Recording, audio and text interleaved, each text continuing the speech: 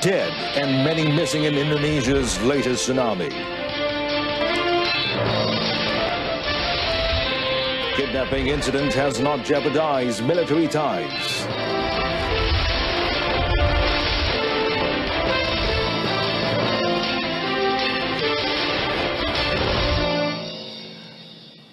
Good evening, I'm Carlos and welcome to News on 2.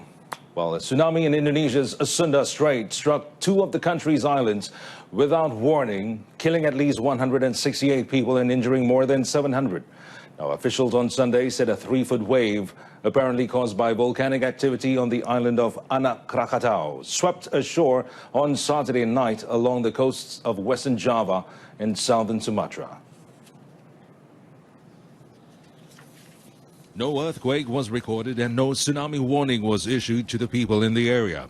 Officials suspect it was caused by the Anak Krakatau activities. Deaths and destruction were reported on both Java and Sumatra. The Sunda Strait lies between the islands connecting the Java Sea and the Indian Ocean. Officials put the number of missing at 30. More than 400 homes, 9 hotels and at least 10 vessels were damaged or destroyed in Pandeglang, Sutopo, Purwonugroho. The area hit by the tsunami is popular with tourists from Jakarta, and many people were at the beach on Saturday when the wave struck around 9:30 p.m. In a related development, Deputy Prime Minister Datuk Seri Dr. Wan Azizah Wan Ismail said the Malaysian government is ready to extend assistance to Indonesia in the wake of the tsunami disaster in the Sunda Strait. In a post on Twitter tagging Indonesian President Joko Widodo, Datuk Seri Dr. Wan Azizah said she was saddened to hear the news of the tsunami disaster, which has claimed many lives. She also prayed Indonesians will remain strong in facing this test, adding that Malaysia is ready to extend any form of assistance to alleviate the burden of our brothers and sisters in Indonesia.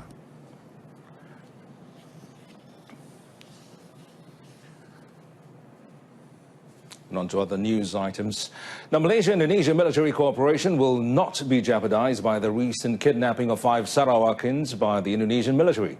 Defense Minister Muhammad Sabu said ties between both countries remain close and that any problems can be resolved at the negotiation table. Addressing a press conference on the sidelines of the Ex-Servicemen Affairs Corporation Perhebat 52nd convocation in Kuala Lumpur today, Muhammad said no major disputes between Malaysia and Indonesia have arisen from this incident. Hubungan kita dengan Indonesia erat dan sebarang masalah kita boleh selesai di meja rundingan. Kita hubungan dua hala dengan Indonesia dalam semua bidang, khasnya dalam bidang pertahanan dan kerjasama antara dua negara ini amat baik sekali. Kalau ada apa-apa masalah kita boleh selesai di meja rundingan. It was revealed that 5 Malaysians were abducted by the Indonesian military at the Serian Kalimantan border on 11 December. The victims, aged between 15 and 64, were allegedly kidnapped by members of the Indonesian army who had encroached into Malaysian territory. The victims were harvesting wood at the Wong Rangkai forest near Kampung Danau Melikin, 400 meters from the Serian Kalimantan border, around noon when they were approached by 2 men in battle fatigues. The victims have all been released since then. Well, Prime Minister Tun Dr. Mahathir Mohamad has called for the private sector's involvement towards the well-being of the veterans of the Malaysian Armed Forces, MEF, especially in job placement to qualified individuals. Well, he said Army veterans aged between 34 and 42 will have ample time to contribute their expertise and experience to the employers. Tun Dr. Mahathir said the new generation of Army veterans had vast experience and expertise in various fields, and a collaboration between the private sector and Armed Forces Ex-Servicemen Affairs Corporation, Perhebat, would be seen as a sign of appreciation towards the veteran services in the Armed Forces. The Premier said this in a speech for the 52nd convocation ceremony in the federal capital today. The text of his speech was read out by Defense Minister Muhammad Sabu, who later presented the certificates to a group of graduates involved in the first session of the convocation ceremony. Peranan kedua program penempatan pekerjaan, train and place, melalui inisiatif ini, majikan berpeluang memantau prestasi calon berkelayakan dan secara langsung memberi motivasi kepada veteran dan anak-anak untuk lebih berdaya saing bagi merebut peluang pekerjaan.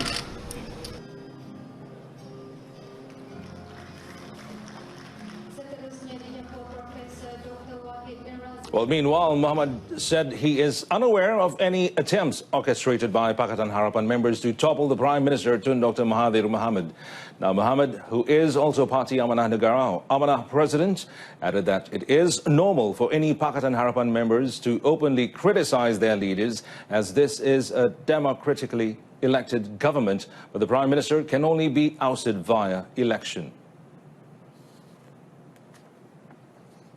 Komplot menggulingkan PM. PM boleh diguling melalui pilihan raya. Okey? Jadi maknanya adakah komplot itu berlaku ataupun Ada parti politik pembangkang biasa berusaha, itu biasa. Mohammed was commenting on Pakatan Harapan's Communications and Mobility Committee member Datuk Sri Khairuddin Abu Hassan's claim that there was a plot by certain quarters from within the coalition to oust Tun Dr. Mahathir.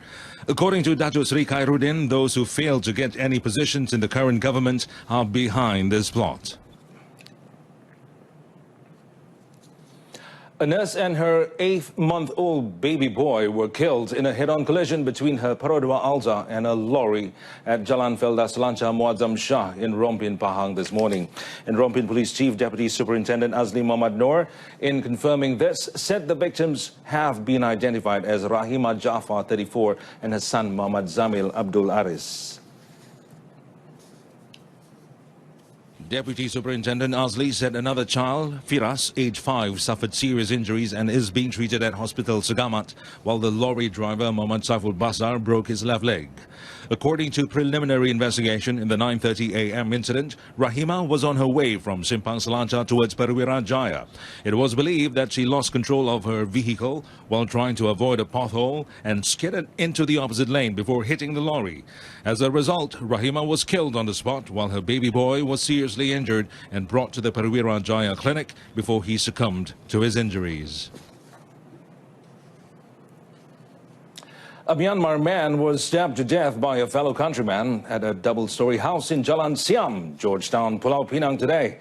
The body of Maung So Tan, 29, was found by his employer at 10 a.m. and according to the police, there were at least 6 stab wounds on the victim's chest, ribs and back.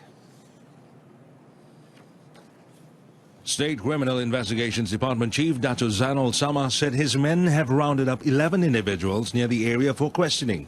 He said that during interrogation, one of them admitted to the murder, adding that police have also established that prior to the attack, there was a misunderstanding between the suspect and the victim.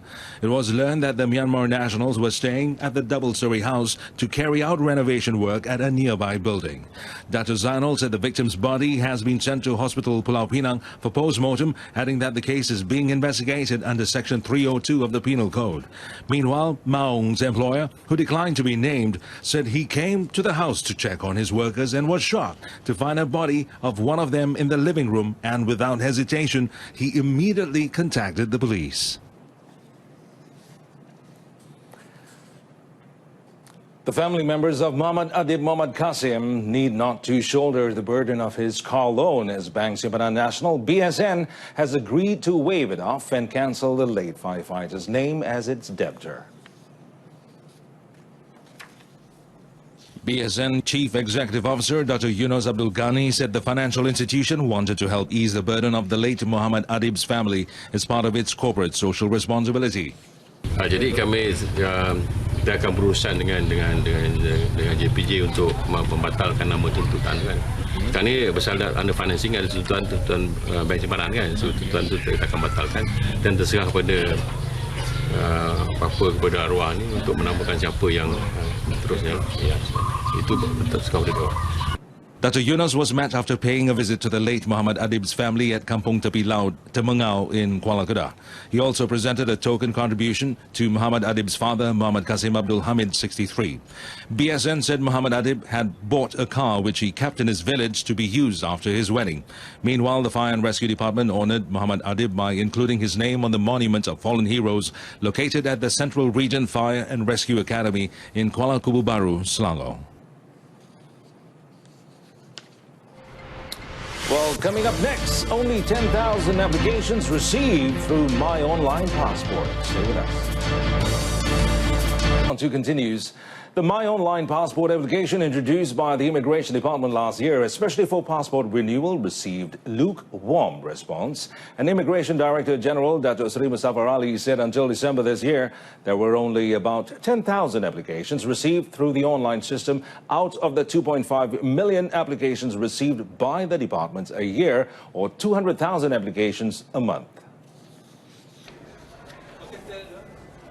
He said there is a need to educate the public to use the online system. Although it will take 3 days to process, it helps to reduce congestion at the immigration offices, especially during the school holiday. Bila kita tanyakan sistem itu, ada yang tak tahu. Sebab itu kita suka ulang dan mengadakan poster dan sebagainya. Mengatakan bahawa untuk memperbarui pasport, My Online Passport ini sungguh mudah. Gambar mereka boleh cropkan berdasarkan spesifikasi gambar yang tertentu yang kita sebutkan. Pembayaran cara online, datang ke pejabat cuma untuk serahan pasport saja, dan tentunya pengesahan atau verifikasi yang kita buat. He said this after opening the Besut Branch Immigration Office in Kampung Raja today. Also present were Immigration Director for Security and Passport, Dato' Muhammad Zulfikar Ahmad, and Terengganu Immigration Director Rahim Hanafi. Dato' Sri Muzaffar hoped that more people would use the online application to renew or apply for new passport for their own convenience. The Ministry of Primary Industries will be working hand in hand with palm oil smallholders to help them achieve Malaysian Sustainable Palm Oil or MSPO certification, which will be mandatory by end of 2019. Its Minister Theresa Cox said the certification would allow palm oil smallholders to upgrade the standard of their crop, hence boosting their market penetration. Speaking to reporters after launching a blood drive and breast cancer awareness campaign in Kuala Lumpur, Theresa said this is very important as many smallholders do not understand the importance of being MSPO certified, as it can counter the negative campaign from the EU and Western countries against palm oil. On the environmental issue, I think for most of the plantation and estate in Malaysia, I can see that because I'm in I'm also having a lot of engagement with them. I think they are trying their very best to do it, and many of them are RSPO certified. Yeah? And that's why for Malaysia, next year we are going to do the certification, push the certification MSPO, Malaysia Sustainable Palm Oil, in a more aggressive manner. You know, in order to counter the kind of negative campaign against palm oil from EU and Western countries, we need to do it correctly. Yesterday, the ministry has criticized the French National Assembly's decision to exclude the use of palm oil as a biodiesel feedstock, saying the move could have a profound impact on Malaysia. Theresa said the move was unwarranted and unjustified and could potentially disrupt the livelihood of key palm oil producer nations. Meanwhile, following the French National Assembly's decision to exclude the use of palm oil as a biodiesel feedstock, Theresa said Malaysia, together with its trading partners Indonesia and Cambodia, would hold a meeting soon on the matter in Jakarta. She added that currently there are 600,000 smallholders who depend on the palm oil trade. Saya juga akan berbincang dengan pihak Indonesia berkenaan tentang keputusan dari pihak parlimen di Perancis itu. Kami nak juga minta kerajaan Perancis supaya kita ada kita kata fair trade lah, satu perdagangan yang adil dan saksama bagi semua pihak. Saya rasa satu permintaan yang memang adil bagi dua pihak. We should have fair trade. Describing the French government's action as a form of discrimination against Malaysia's most important commodity, she said the ministry would embark on a partnership with non-governmental organizations, schools and different government agencies to embrace a Malaysia Loves Palm Oil campaign next year. The Pelopinang Ministry of Domestic Trade and Consumer Affairs, KPDN HEP, will conduct round-the-clock operation to nab errant traders during the 5-day duration of its price control scheme implementation in conjunction with the Christmas holiday period. Now, 139 officers and personnel of the ministry have been assigned to ensure traders do not increase the prices of goods at their whims.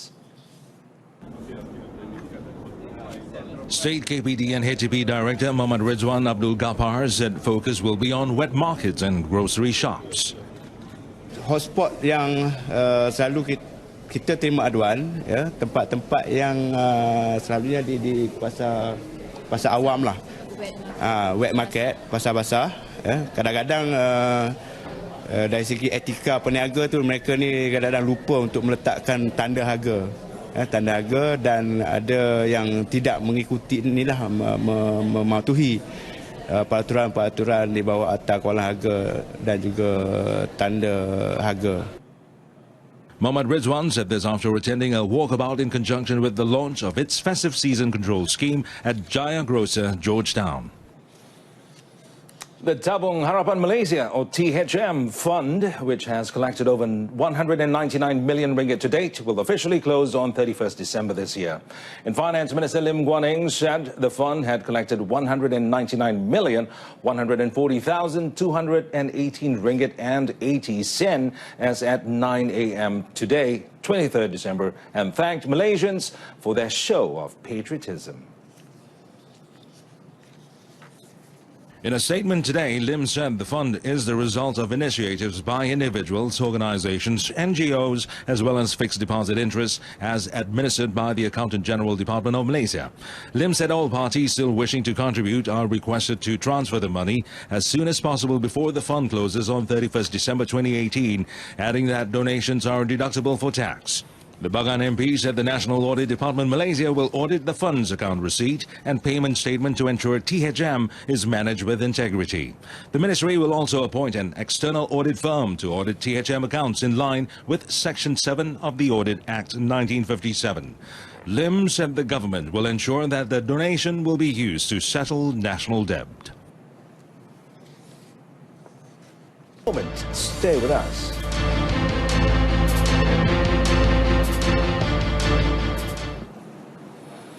Oh yes, Japan's Kento Momota will make his much-anticipated debut for Ampang Jaya Badminton Club in the SS Purple League tomorrow.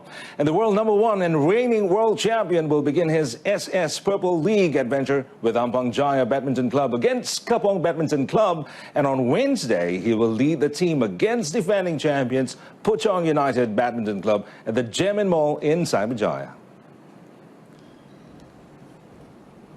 Ampang Jaya BC manager Ho Kik Meng said Momota's participation would strengthen the squad in their upcoming matches in the first stage of the SS Purple League. The club got off a winning start after they narrowly beat Petaling BC 10-9 on Friday. Ampang Jaya had enough firepower to edge out Petaling, who staged a comeback only to crumble in the final stages.